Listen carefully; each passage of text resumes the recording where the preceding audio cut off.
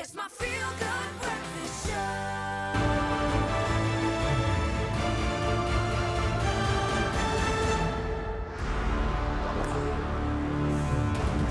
Welcome back, you beauties. Thank you so much for rejoining our conversation around the big screen today. And of course, Guardians of the Galaxy releasing in cinemas across the country. And we are very excited because this franchise has carved its own niche within the superhero genre, largely because of the man at the helm, James Gunn. And JP Sebastian is here to do a little deep dive into the persona, the austere, because this guy's, he's become a major player in Hollywood. I don't know if you're familiar with Guardians of the Galaxy. You're a fan of that? Yes, I love it. Love the oddball sort of feel of that. Yeah. You probably love that too, because you're a goof at heart. I know that. So speaking of two goofs, you got there's Chris Pratt and James Gunn. James Gunn is probably the first. I had to check a lot of the posters, and I think he might be one of the first directors who gets that those words at the top of the poster. A James Gunn film on superhero movies. And so we know a lot of these names. Like we can say Joss Whedon, we can say the Russo brothers, we can say Ryan Coogler, obviously, Taika Waititi. There are a lot of big name or tier type directors, is the word that you use. But James Gunn is, he was sort of such a risk for Disney in a way. And I want to tell you a bit about his past and where he came from and why that sort of past is important and why it plays into stuff like Guardians of the Galaxy. So, who is James Gunn? Let's go through the CV. And he starts as an independent company, which we'll get some footage for you to see some of the movies in a second. We're still just looking at Guardians of the Galaxy, which, by the way, I love dearly. And like I said, how much fun does it look like they are? I love the behind the scenes. That's a big crew. And so that's the first point that I've got to make that I was saying, alluded to in the review, is that they came from a big fight with social media where, yes, James Gunn said some stupid nonsense and he got fired by Disney. And so even Dave Bautista threatened to like walk away from Guardians. He was like, I don't want to be part of this if that director, who is a good friend of mine, is not still supported by the company.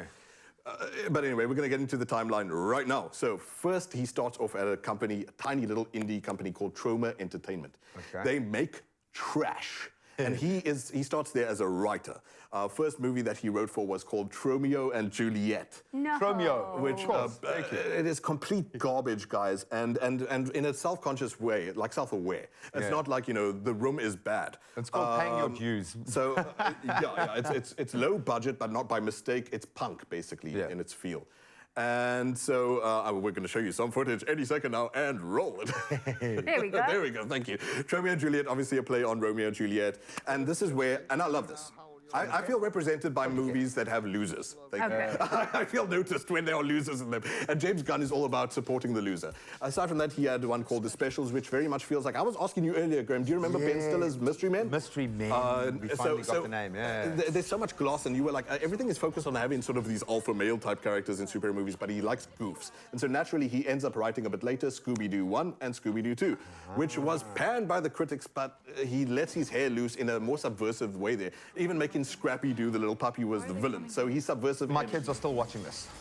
We'll watch these weekly, so they might have bombed in every sector. Hope that your kids are not watching Dawn of the Dead, where he played writer on, and that was obviously it is George Romero's. So he comes from that tradition of respecting Romero, that comes from that tradition of respecting the schlock horror, and then ends up with multi-billions that he does from Disney.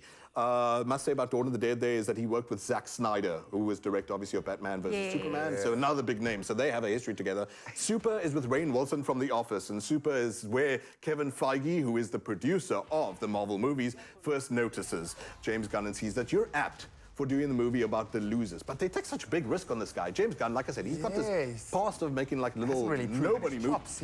And they trust him with the Guardians of the Galaxy, which no one knows compared to Batman, which no one knows compared to Captain America. I used Batman there by mistake, but you get what I'm saying. They put in his hands and they trust him with something like that. Aside from Guardians, obviously, he went on to do other stuff too. The Balco experiment was fascinating. And the Suicide Squad, he ends up being a fixer-upper in a way, James Gunn. Because the original Suicide Squad was bad. It wasn't great. Vile. And then he really ups the game with the one with John Cena, where he eventually went on making the Peacemaker as well series. So he's treated by a lot of these studios, and now having worked for both Disney and now for what is referred to as DCU. And this is what we're talking about, the future of James Gunn. Where does it all go from now? He's now CEO, Chief Executive Officer of DCU, and you would nod like that if you knew that he just fired Henry Cavill. I know, I heard, I saw. Oh, it's okay. Too soon, man. Yes, yes. Too soon. And you getting married as well. This all complicates matters. Yeah, I know. Too soon, Jackie. Too soon. So presumably the best is yet to come. Ridiculously, he has rumored 25 productions cooking for DCU, but that includes cartoons. We're not to make fun of those because those are art in their own right too. But so big movies, obviously he's got Superman Legacy coming up. You're going to see a new Cavill in your life one of these days. And he is, again, like I said, being treated as the repairman for a studio that's been struggling. Zack Snyder, you know, they wanted the vision from Batman versus Superman.